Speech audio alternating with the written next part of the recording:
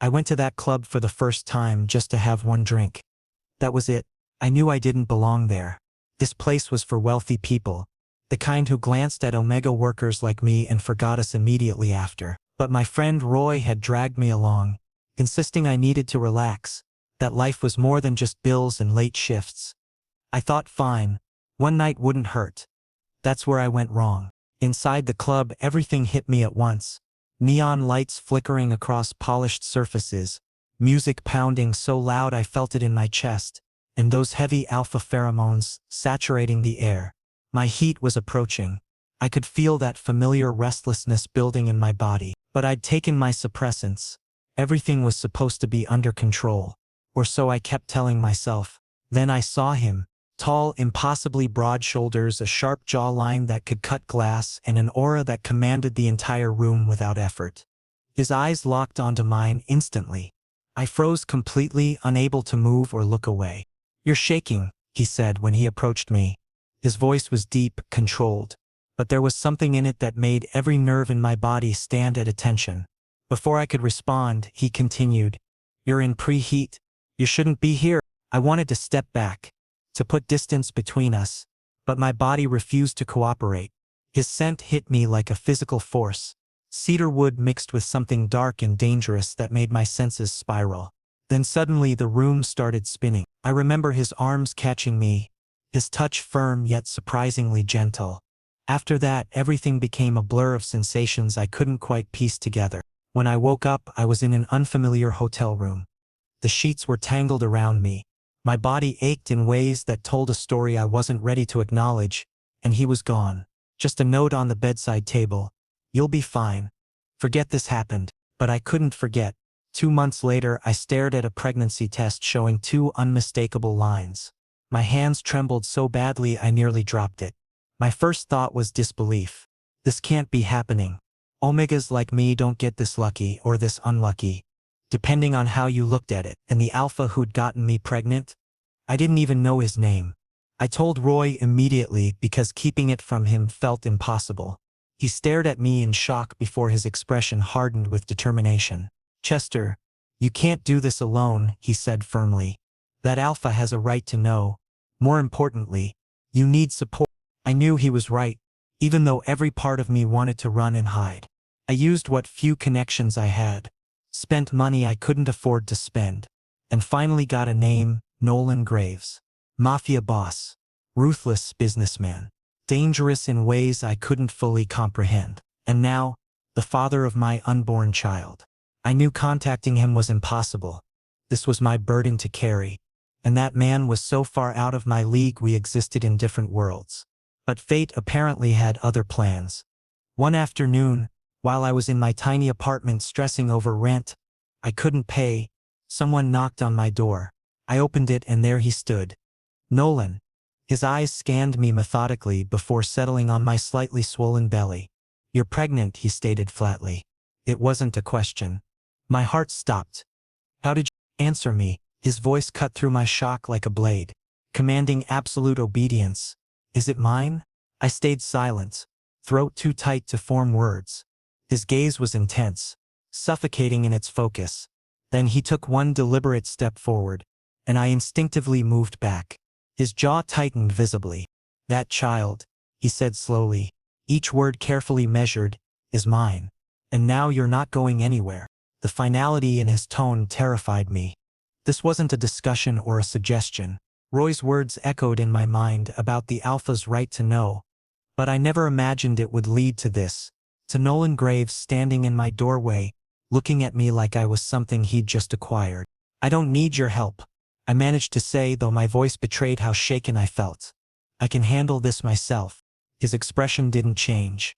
"No, you can't, and you won't have to. You don't understand. I understand perfectly." He stepped inside without invitation, closing the door behind him. "You're carrying my child. That makes you my responsibility now." Responsibility. The word stung more than it should have. Not because I wanted romantic declarations, but because it reduced me to an obligation, a problem he needed to manage. Still, part of me felt relief. The terrifying weight of single parenthood had been crushing me slowly, and now someone was offering to share that burden, even if his methods were aggressive. What do you want from me? I asked carefully. I want you safe. I want that baby healthy. His eyes met mine with unsettling intensity. And I want you to come with me. Tonight. Tonight? I can't just leave. Yes, you can. He pulled out his phone, already making arrangements. You'll be provided for. Everything you need will be taken care of. But Chester, he paused, and hearing him say my name sent an unexpected shiver through me. This isn't negotiable. I should have fought harder, should have demanded answers, set boundaries, insisted on maintaining some independence. But exhaustion and fear and the overwhelming reality of my situation crushed any resistance I might have mustered. Besides, what were my options really? Stay in this apartment I could barely afford, work jobs that were becoming physically harder every day, and hope everything worked out. Fine, I whispered, hating how defeated I sounded. I'll go with you. Something flickered across his face. Satisfaction, maybe relief, before his expression became unreadable again. Pack what you need. Someone will collect the rest tomorrow. As I gathered my few important belongings, my hands moved automatically while my mind raced. Who was Nolan Graves really? Why did he care so much about this baby? And what exactly was I walking into by agreeing to this arrangement? Roy called just as I was finishing. Are you okay? You sound strange. I'm fine, I lied, watching Nolan through my bedroom door as he stood in my living room, somehow making the small space feel even more cramped. Just dealing with some unexpected changes. The alpha? Roy's voice sharpened with concern. Did you find him? He found me, I said quietly. And Roy? I think my life just changed completely. When I hung up and emerged with my bag, Nolan took it from me without a word. His hand briefly touched mine, warm and solid, and I felt that same pull from the club, dangerous and irresistible. As we left my apartment, possibly for the last time, I glanced back at the life I was leaving behind. It hadn't been much, but it had been mine. Now I was stepping into unknown territory with a man I barely knew, carrying a child that would bind us together forever. The night air felt different somehow, charged with possibility and danger in equal measure. Nolan's car waited at the curb, sleek and expensive, another reminder of the vast distance between our worlds. Ready? He asked. I wasn't, but I nodded anyway, because what choice did I really have? The next morning, I woke up hoping maybe last night had been some elaborate stress dream, but the unfamiliar ceiling above me, the expensive sheets, and the distant sounds of a city far below confirmed reality. Nolan had brought me to his penthouse, and there was no going back. By afternoon, the situation became even more real when two well-dressed men arrived. They introduced themselves politely but firmly. Mr. Graves has arranged for your belongings to be transferred, one explained. We're here to assist with anything you need. When I started to protest, to say I could handle my own affairs, the other smiled in a way that didn't reach his eyes. Mr. Graves insists, sir. It's for your safety. Their tone was respectful, professional even, but the underlying message was crystal clear. This wasn't actually a request.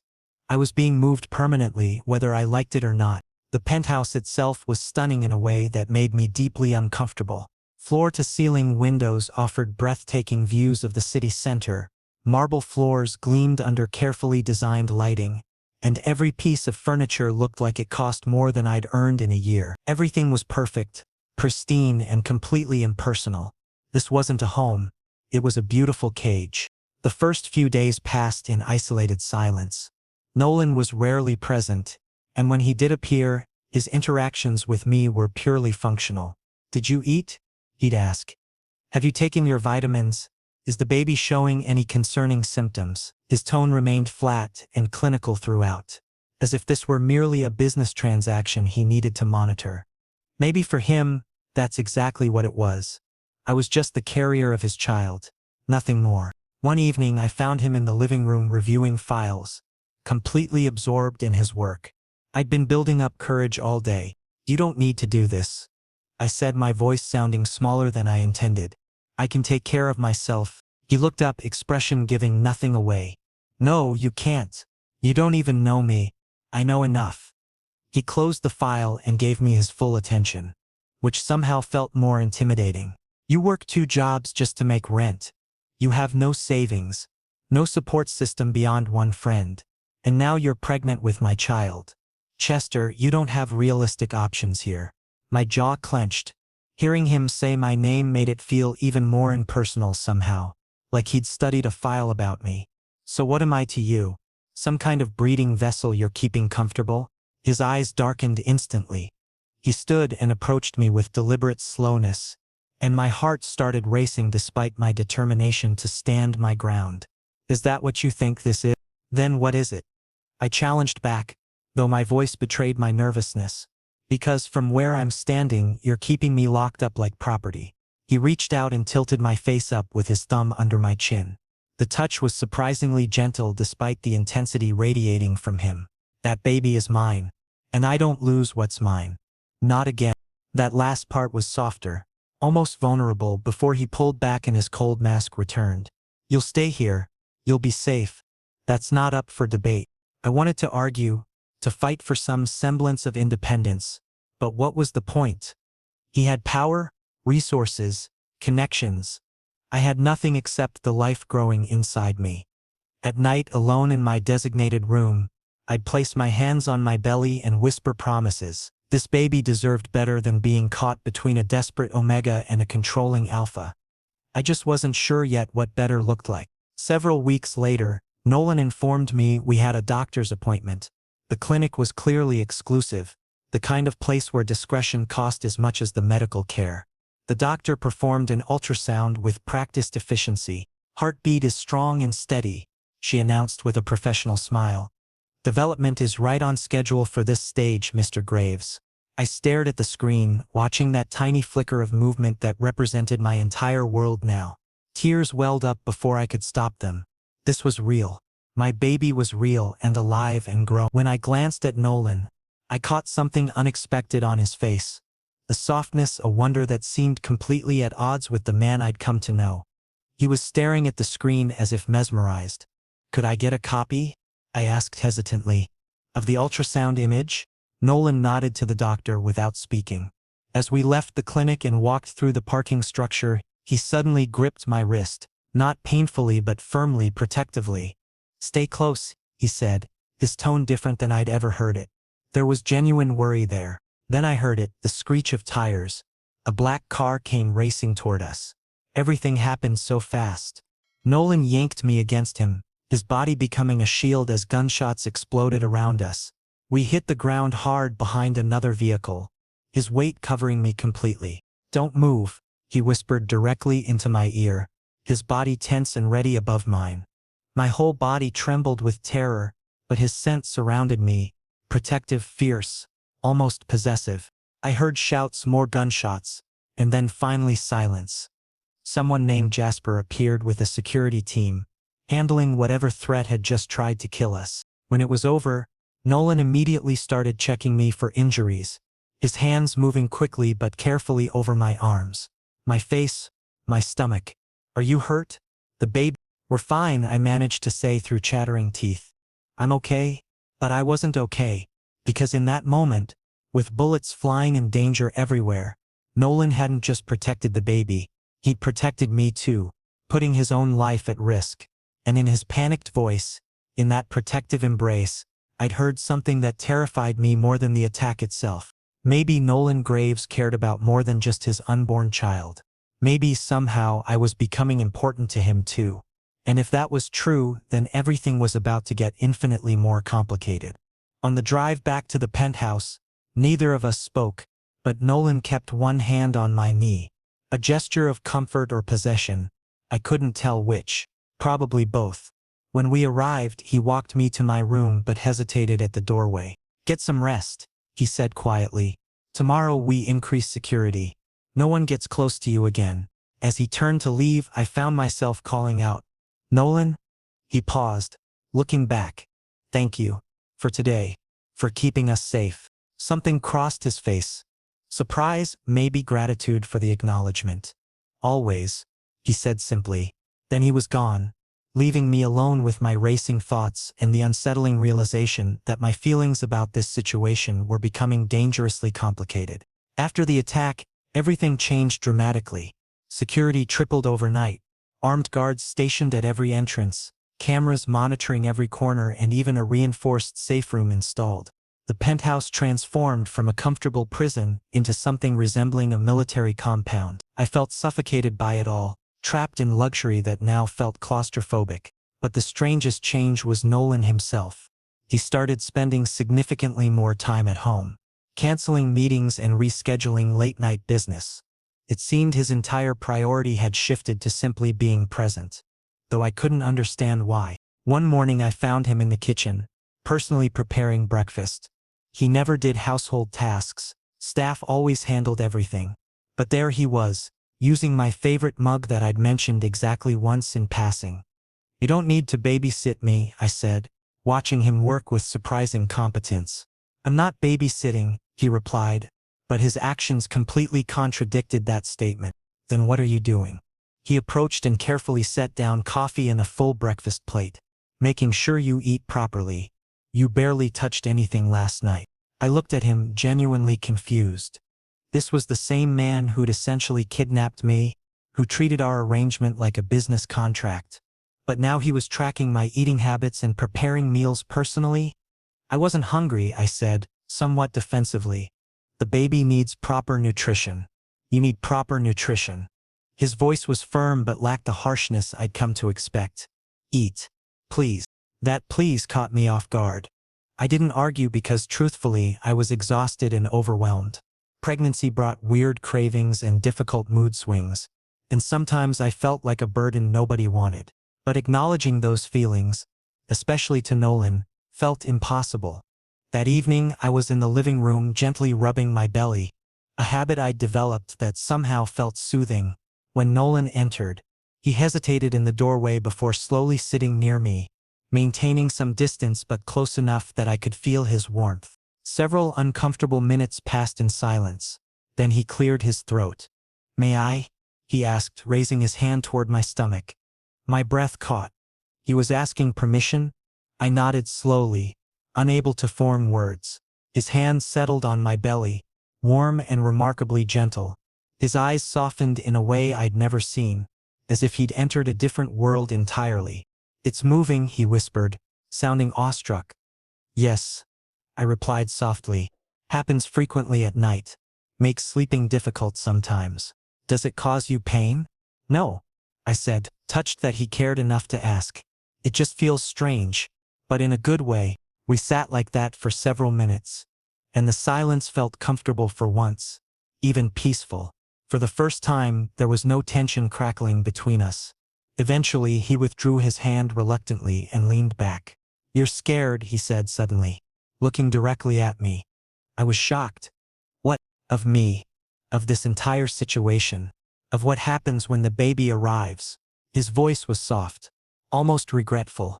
I couldn't respond immediately because it was completely true. I was terrified that he only cared about the baby, that I was simply a means to an end, that once the child was born he'd discard me or worse, take the baby away. "I won't hurt you," he said, as if reading my thoughts. His voice dropped lower, becoming sincere. "I know you don't trust me, and I don't blame you. But I swear, Chester, I won't let anything happen to you or the baby. Never." Tears welled up against my will. I didn't want him to see them, but he did. He leaned forward, his thumb gently wiping my cheek. Such a tender gesture that my breath caught. "Don't cry," he said softly. "Please. I can't stand seeing you like this." That was the moment I saw something in his eyes. Genuine regret, old pain, and something else I couldn't quite identify. Nolan wasn't just a ruthless mafia boss. He was broken too, trying to heal from something. "Why are you really doing this?" I whispered. "I need the truth." He took a deep breath, as if deciding how much to reveal. "Because I lost someone once. My younger brother. I couldn't protect him when he needed help. I was too focused on business, on proving myself powerful. When I finally paid attention, it was too late. He was already gone." His confession shocked me completely. This vulnerability, this raw emotion, I never expected it from him. "When I found out about you being pregnant," he continued, "when I learned this was my child, I knew I couldn't let history repeat itself. I couldn't fail again." "I'm so sorry," I said genuinely, feeling his pain. I'm sorry for your loss. Don't be. He stood and extended his hand. Come. You need rest. The doctor emphasized proper sleep is crucial. I took his hand and he led me to my room with a careful hand on my lower back. At the doorway he paused and looked at me with unreadable eyes. If you need anything at all, just call me. I'm here. I nodded, my throat too tight for words. After he left I realized something unsettling. Maybe Nolan wasn't the monster I'd initially believed. Maybe behind his protection was something deeper, something more complex. And that realization terrified me, because it meant I was opening my carefully guarded heart. An Omega becoming attached to a powerful Alpha was dangerous territory. Feelings made you vulnerable and vulnerability could destroy you. But as I lay in bed that night, one hand on my belly and the other clutching the ultrasound photo, I couldn't deny the truth anymore. My feelings about Nolan Graves were changing. The fear was still there, but now it was mixed with something else. Curiosity, maybe even the beginnings of trust. Outside my room, I heard movement. When I quietly opened my door a crack, I saw Nolan settling into a chair in the hallway, clearly planning to sleep there despite how uncomfortable it looked. He was standing guard, protecting me even while I slept. My heart ached with unexpected emotion. This man who'd taken away my freedom was also the one ensuring my safety. This man who spoke in cold, measured tones also asked permission before touching my belly. This man who seemed incapable of softness had just shared his deepest pain with me. I closed the door quietly and returned to bed, but sleep took a long time to come, because I finally understood something important. Nolan Graves wasn't keeping me here just for the baby. Somewhere along the way, without either of us planning it, I'd become important to him too, and that changed everything. The next morning, when I found him still in that chair, his neck bent at an awkward angle but his position blocking anyone from reaching my door, I knew with absolute certainty, whatever this thing between us was, it had stopped being simple a long time ago. We were bound together now, not just by the child I carried but by something neither of us knew how to name yet. The following weeks passed in an unexpected rhythm of peace. Nolan and I had settled into something resembling a routine, sharing breakfast while discussing mundane things, him working in his study while I read or rested nearby, and occasionally spending evenings watching old films together. He remained guarded, certainly, but I could see those carefully constructed walls beginning to crack. I found myself opening up too, which was both comforting and absolutely terrifying. I'd convinced myself the penthouse was impenetrable. With all the security Nolan had installed, nothing could possibly go wrong. I was catastrophically mistaken, because danger doesn't always announce itself from outside. Sometimes it walks right through your front door, dressed in designer clothes and wearing a calculated smile. That afternoon, Nolan was attending an unavoidable meeting when a woman entered the penthouse. She wore an expensive dress that probably cost more than my entire wardrobe, stiletto heels that clicked authoritatively against the marble floor, and carried herself with the kind of confidence that only came from power and wealth. The guards let her pass without hesitation, which made me assume she was a trusted business associate. "So you're the Omega," she said, her eyes scanning me with cold assessment. "Nolan's little project." My stomach twisted uncomfortably. Something felt immediately wrong about this situation. "Who are you?" "Vanessa," she said, extending a perfectly manicured hand that I deliberately didn't shake. Her smile faded slightly, replaced by something sharper and more dangerous. "Nolan and I have quite a history. Business partners, you could say, though once upon a time it was considerably more than that." An unwelcome feeling surged through my chest, jealousy mixed with possessiveness, emotions I had no right to feel. "He's never mentioned you." "Of course he hasn't."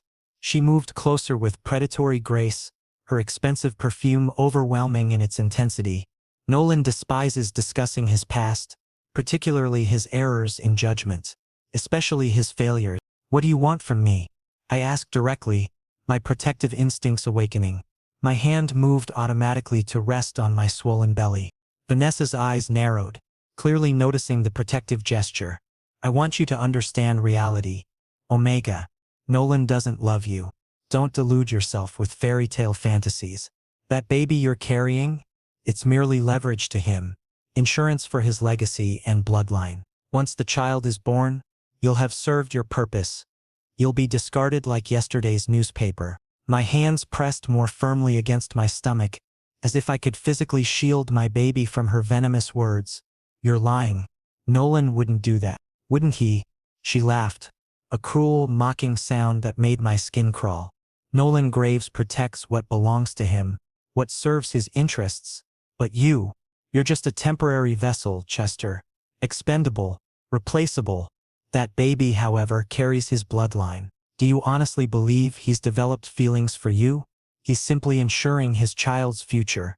She turned toward the door, then deliberately paused and looked back at me. Oh, one more thing. That attack outside the clinic? Consider it a friendly warning. Next time, my people won't miss their target.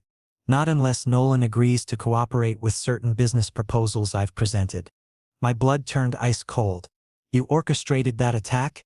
Vanessa merely smiled, neither confirming nor denying, before walking out, leaving me trembling and deeply shaken.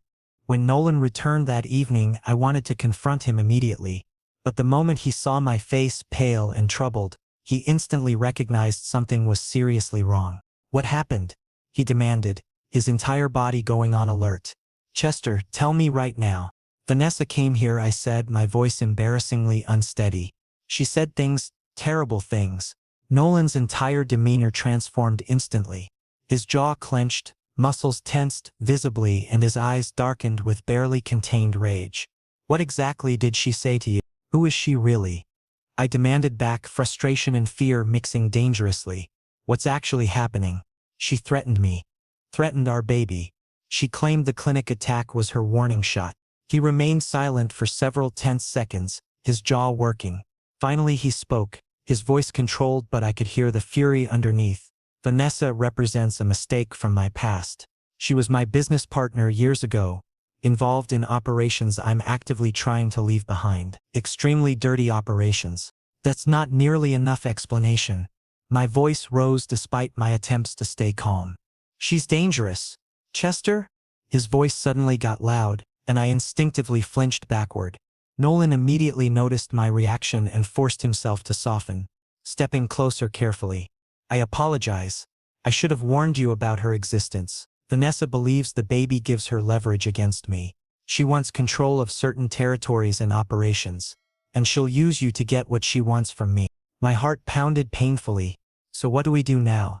I can't live like this, constantly terrified. I won't raise our child in this kind of fear.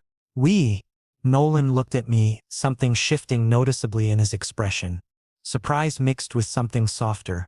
Yes, I said firmly, despite my fear. This is my baby too. Our baby. If there's danger, I deserve to know everything. No more secrets between us. Something flickered in Nolan's eyes. Respect. Perhaps admiration. He nodded slowly. All right. No more secrets. But Chester, you must promise you'll stay close to me. Follow all security protocols without question. Trust me completely. I'll try my best, I said honestly. But you need to trust me too. We're in this together now. Whether we planned it or not. He cupped my face gently, his thumb stroking my cheek with surprising tenderness. Together, he repeated softly, as if testing how the word felt. That night, Nolan dragged a chair from his study and positioned it outside my bedroom door, apparently planning to sleep there. When I saw him through my slightly open door sitting in that uncomfortable position but looking determined and protective even in sleep, my heart ached with complicated emotions. Vanessa's poisonous words kept replaying in my mind, but Nolan's actions directly contradicted everything she'd said. He genuinely cared, but was it only about protecting his child? Or was there something more developing between us? I didn't know the answer yet. But one thing became crystal clear. I couldn't just passively depend on Nolan anymore. I needed to become stronger, more protective of what mattered. Because if Vanessa or anyone else tried to harm my baby, I would fight back with everything I had. Even if it meant stepping far outside my comfort zone. Even if it meant discovering strength I didn't know I possessed. This wasn't just Nolan's fight anymore. It was our fight. Mine, Nolan's, and our unborn child's. And I was done being the helpless Omega who needed constant protection. It was time to find my own courage, my own power, because protecting my baby wasn't just Nolan's responsibility, it was mine too, and I would do whatever necessary to keep our child safe.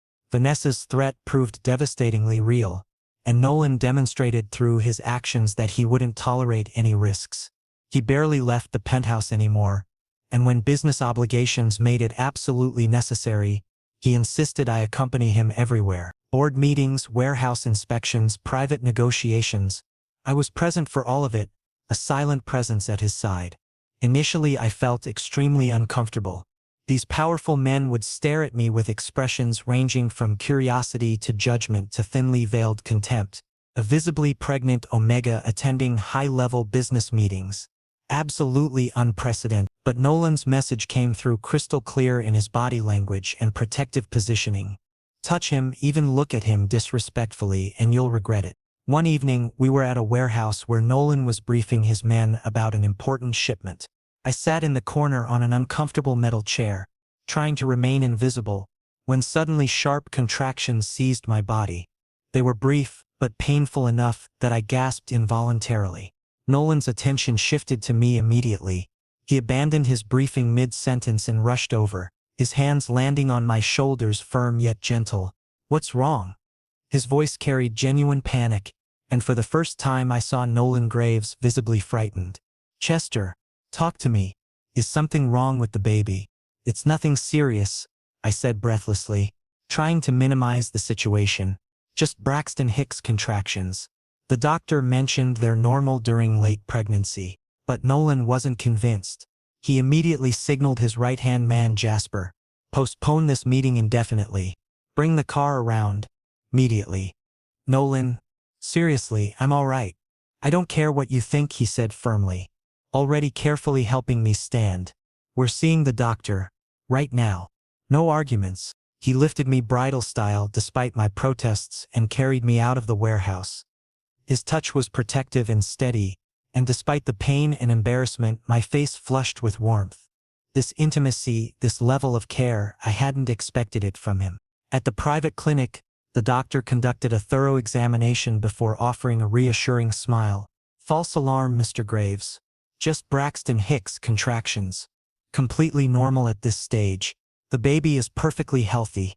However," she turned to me, "you need significantly more rest, Chester. Your stress levels are concerning." Nolan's jaw tightened visibly. During the drive home, silence filled the car, but it wasn't uncomfortable. He seemed thoughtful, processing everything. "You didn't need to do all that," I said softly, breaking the silence. "Canceling your important meeting, rushing me to the doctor for something completely normal." "Yes, I absolutely did," he said firmly, looking at me intently. "Chester, you and that baby are my priority. Everything else, business deals, money, power, territory, all of it can wait. Do you understand that?" His words did something profound to my heart. Warmth spread through my chest. Maybe Vanessa was completely wrong about everything. Maybe Nolan truly did care. "Why me?" I suddenly asked, words tumbling out before I could stop them. "Out of all the Omegas you could have been with, could have had children with, why do you care so much about me specifically?" "I'm nobody special, Nolan. Just a struggling Omega who happened to be at that club that particular night." Nolan remained silent for long, tense moments. I worried I'd crossed some boundary. Then he released a deep, shaky breath. "Because you remind me of someone I lost," he said quietly. "My younger brother, Ethan. He was innocent and kind, believed in people even when they absolutely didn't deserve it. And I was so obsessed with building my empire, proving my power and influence, that when he asked me for help, when he warned me about dangerous people threatening him, I didn't take it seriously enough." His voice cracked slightly. I was shocked. This level of vulnerability, this raw emotional honesty, I'd never expected from him. By the time I finally paid attention, by the time I returned to help him, he was already gone, murdered by people I had business dealings with. People I should have protected him from, but didn't. "Nolan," I whispered, my heart breaking for him. "Because of you," he continued, gripping my hand tightly, for the first time without any hesitation, "I received a second chance to protect someone who needs me, to not fail again, to actually be present when someone depends on me." Tears filled my eyes. "You're not failing," I said firmly. "You're doing more than enough. You're here, Nolan. You're present and protective and caring." He looked at me with an intense, vulnerable gaze. Then slowly, hesitantly, he leaned forward and kissed my forehead. Soft, brief, but achingly meaningful. "Thank you," he whispered against my skin, "for giving me this second chance at being someone's protector." From that night forward, something fundamentally changed between us. Nolan became more open, his walls crumbling gradually. I allowed my carefully built defenses to lower as well. We shared dinners with actual conversations, not just silent meals. Late nights found us watching classic movies together. And Nolan would talk to my belly as if the baby could hear and understand. "You're going to be strong," he'd say softly, his hand rubbing soothing circles on my swollen stomach. "Brave like your father, but kind and compassionate like your papa." Papa. He'd called me Papa. Not the Omega, or just Chester. Papa.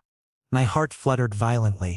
One evening I finally gathered courage to ask, "What will you tell Fred about us? About how all this started?"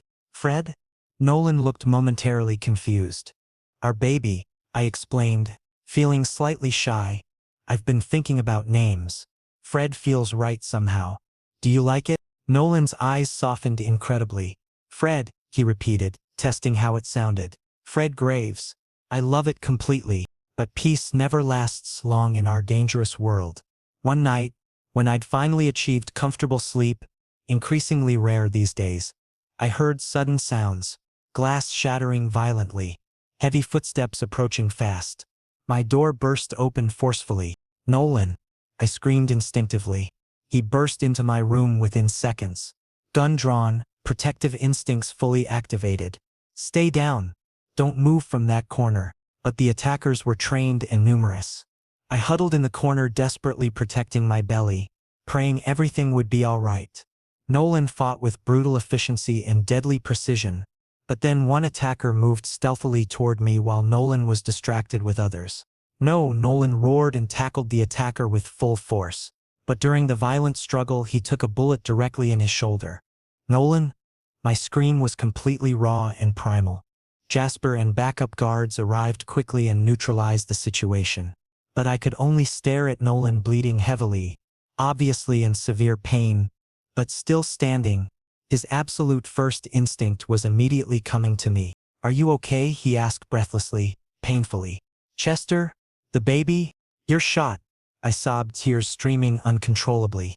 "You're bleeding badly." "I'm fine," he said through gritted teeth. "Is the baby safe?" "Yes," I said desperately, checking frantically. "We're both safe, but you need medical attention immediately." He pulled me into a tight embrace, despite his obvious excruciating pain. Thank God, you're both safe." And in that moment, surrounded by blood, fear, and adrenaline, I knew with absolute certainty, Nolan Graves wasn't just fighting for his unborn child. He'd fallen in love with me, completely, protectively, desperately, and terrifyingly I'd fallen in love with him too. Nolan's injury was severe. The bullet had lodged deeply in his shoulder, but he stubbornly refused hospital treatment. He insisted on having a private doctor come to the Penthouse, and even after the painful bullet removal procedure, even while medicated and clearly suffering, he wanted to stay near my room. "I won't leave you alone," he said, his speech slightly slurred from pain medication, but his eyes remaining determined. "Not after tonight, not ever again." "Vanessa's behind this attack, isn't she?" I asked, anger and fear mixing equally.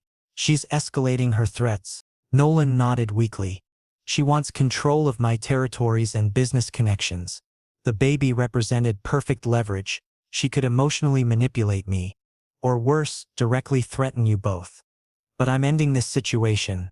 "Tom, you can't go anywhere in your condition," I protested firmly. "You're injured and medicated." "I'm not going anywhere," he said, then signaled to Jasper, who stood guard nearby. "We're bringing her here. On our terms this time." Within 2 tense hours, Vanessa arrived. Hands zip-tied behind her back, flanked by heavily armed guards. When she saw me standing protectively behind Nolan despite his injury, she smirked bitterly. "So the precious Omega survived. How disappointing. My men were supposed to be considerably more efficient." Nolan took one threatening step forward, his presence still intimidating despite visible pain. "You attempted to harm what belongs to me. Twice. Did you honestly think I'd simply forgive that? You've become pathetically soft, Nolan. Vanessa spat venomously. Over some random Omega? The Nolan Graves I knew would have used him and discarded him without hesitation. This sentimentality? It's pure weakness. Nolan's jaw clenched dangerously. Final opportunity, Vanessa. Leave this city permanently. Forget about me and my family. Or face consequences. Or what? She laughed bitterly, mockingly. You'll kill me? We both know you've changed too much for that. You've gone soft. Nolan slowly raised his gun, despite his injury, aiming directly at her. Suffocating silence filled the entire room. Even Jasper looked tense and uncertain. Then Nolan slowly, deliberately lowered his weapon. You're absolutely right, he said quietly. I won't kill you. I'm not that man anymore, but I'll ensure you never threaten anyone I love again. He nodded to Jasper. Contact the police. Federal authorities specifically. All the evidence is prepared. Vanessa's illegal dealings, murders, trafficking operations, everything meticulously documented. She's finished. Vanessa's face went dramatically pale. You can't do this. You're just as dirty as I am. Not anymore, Nolan said dismissively, turning away. Remove her from my sight. As guards forcibly escorted Vanessa out, her screaming threats gradually fading, Nolan finally allowed himself to collapse onto the couch, exhausted and in obvious pain. It's finally over, he said, more to himself reassuringly than to me. I carefully sat beside him and took his uninjured hand. You did it. It's truly over. We did it, he said, looking at me with a soft, genuine smile. You made me human again, Chester. You showed me that protection isn't just about ruthless fighting. It's about genuine care, building trust and love. My breath caught. Love? Yes, he said, kissing my hand tenderly. I love you, Chester. I can't pinpoint exactly when it happened. Maybe when you first challenged me, or when I watched you talking to our baby, or when you trusted me despite everything. But it did happen. You're not just the carrier of my child. You're essential to me personally. Tears streamed down my face uncontrollably. I love you too, Nolan. I was terrified to admit it, but I do. Desperately and completely. He kissed me carefully, slow, gentle, full of unspoken promises and commitment. And in that perfect moment, despite everything we'd endured, everything felt exactly right. 2 months later, labor was absolutely brutal. Hours of intense contractions, screaming, crying, crushing Nolan's hand, everything. But when our baby's healthy, strong cry finally filled the room, instantly everything was worth it. It's a healthy boy, the doctor announced with a professional smile. Congratulations to you both. Nolan had unashamed tears in his eyes as he carefully held his son for the first time. He's absolutely perfect. Just like his father, I said exhaustedly but happily. Nolan brought the baby to me and we looked together at our living miracle. Beautiful brown eyes, tiny perfect fingers, and that pure innocence unique to newborns. Fred, Nolan said softly. Welcome to the world, Fred Graves. Fred Graves, I repeated, my heart overflowing. Our son. The following weeks were overwhelming adjustments. Sleepless nights, constant diaper changes, feeding schedules. Nolan proved surprisingly natural at parenting. The strict mafia boss transformed completely into a devoted, loving father. He'd walk Fred during middle-of-the-night crying sessions, singing soft lullabies I never imagined hearing from him. One peaceful night, after Fred finally fell asleep, Nolan led me to the terrace. City lights were breathtakingly beautiful, and the cool air felt refreshing.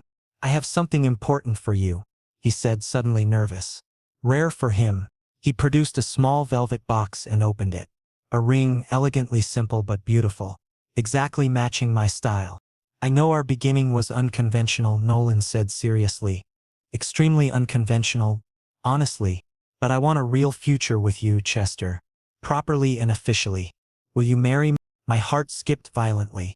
Yes, I said immediately, 1,000 times yes. He carefully placed the ring on my finger and kissed me passionately, full of love, promises, and commitment. Our story was undeniably strange. It began with an unplanned one-night stand, filled with danger, doubt, and fear. Circumstances forced us together: unexpected pregnancy, protective custody, constant threats, But ultimately we found what we desperately needed but never consciously planned for. Genuine love. Real family. An actual home. And I finally completely understood sometimes life's biggest unplanned mistakes lead to the most beautiful, meaningful destinies. Roy, when he visited and met Fred, said knowingly, "I told you that Alpha deserved to know. Look where that courage brought you." And he was absolutely right. Without taking that terrifying first step, this beautiful ending would have been impossible. Fred slept peacefully between us, Nolan's arm protectively around my waist, and for the first time in months, I felt completely genuinely safe. Finally home.